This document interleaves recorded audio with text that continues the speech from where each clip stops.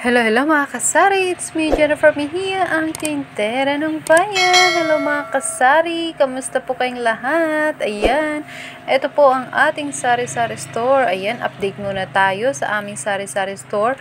Meron po tayong torotot dahil magpapasko, mag-New Year. Ayan, yung benta ko po dito sa malaki na to is 20 pesos. No? Ayan, at dito naman po sa maliit is 10 pesos. Ayan, dito ko na lang po ito nilagay sa ibabaw para mas kitang-kita po ng mga bata. Ayan, at dito naman po sa tirador na may ilaw is 15 pesos po ang aking bentahan. Ayan, mabenta po ito mga kasari lalo na sa mga bata. Nakailang order na rin po ako nito sa Shopee. Yan, sa Shopee ko po ito kinukuha itong mga paninda ko po dito sa mga pambata. Okay, ayan, dahil wala po tayo supplier, wala po iba nagsusupply nito, kundi, ayan, tingin na lang po tayo sa Shopee. Meron din naman po mga mura sa Shopee, kaya pwede po natin itong itinda na mas murang halaga din. At less hassle din po, no? Kasi yung yung pagta-travel natin papunta ng Divisoria or Baclaran, ayan, tingin na lang po tayo sa Shopee. Ayan, click na lang po tayo sa Shopee. Salamat Shopee!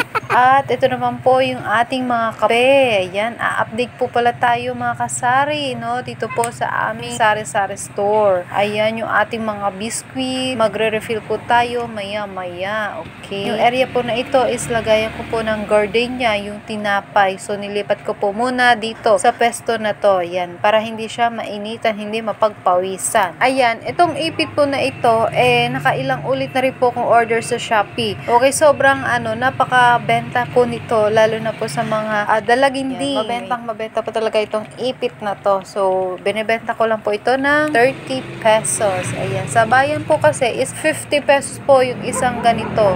Okay, so sa akin 30 pesos lang. At ayan, yung ating mga chichirya. DIY lang po itong sabitan ng aking chichirya mga kasari. Yung pinaglumaan ng Wilkins. Ayan, basta yun yung ginamit ko sabitan. No? Hindi na po ako umorder sa Shopee. At dito naman po yung ating mga safeguard, yung mga sabon, bath soap, at yung ating mga shampoo, conditioner, doon naman po sa bandang iyon. So, yan, ganito po tayo mag-organize ng ating sari-sari store. Okay, magkakasama po ang lahat ng magkakapareho. Yan, at ito naman po yung ating bagong deliver na mga dalata. Yan, hindi ko pa po naaayos dahil sobrang busy po tayo ngayon. Okay, at after ko maglinis, no, yung mga bagong deliveries, pag naayos na, pag naisalansa na, maya-maya meron na naman darating. So, marami na naman tayo stocks, no? Thank you, Lord. Ayan, at marami rin po tayo stocks ng 2x2, okay? At ayan yung ating shelves. Ayan. Nasa ibaba po yung mga napkins. Sumunod po yung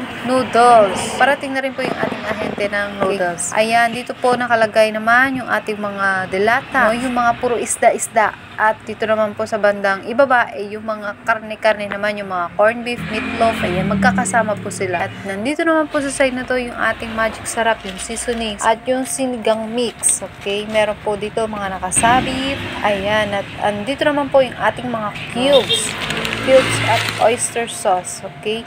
Dito po sa magic sarap, ayan, meron po tayong stocks pa dito. So, ayan, kapag may maubusan tayo nakasabit, yan, re-refillan na lang natin. At minsan, meron pong kumukuha ng isang tie. Kaya nag-iisak po ko niyan. Okay? Ayan, yung ating mga conditioner, no? Magkakasama po talaga yung per category. Para hindi po tayo mahilo kung saan natin hahanapin yung ating mga paninda. Kaya kailangan magkakasama. Tulungan ang sarili na mapadali ang trabaho. Ayan, yung ating Colgate, tapos yung mga fabric conditioner, yan, yung mga Downy, Sir Fabricon. So, konti na lang yung ating mga Downy. So, kailangan na nating umorder. Okay.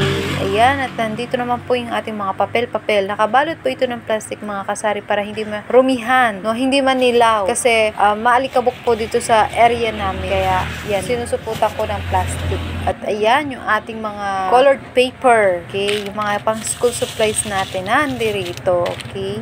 At ito po palang tray na to mga kasari. Kung may nagtatanong, ayan, doon ko po ito binili sa palengke. Okay, ito po yung pinaglagyan ng prutas. Doon po kayo pumunta sa mga nagtitinda ng prutas at bumili po ng basket. Ayan, no, pabili po ng basket. Meron po ba kayo tinitindang basket yung napaglagyan ng prutas? Ganun lang po yung itatanong nyo sa palengke. Okay, doon po sa nagtitinda ng prutas. So, ayan, hanggang dito na lamang po. Ayan po yung aking update dito po sa aking sari-sari store. Okay? Ayan. Oh. Open lang po talaga ang ating sari-sari store. So, yan. Hanggang dito na lamang po. Thank you for watching. See you in my next video. Bye-bye. Happy selling. God bless.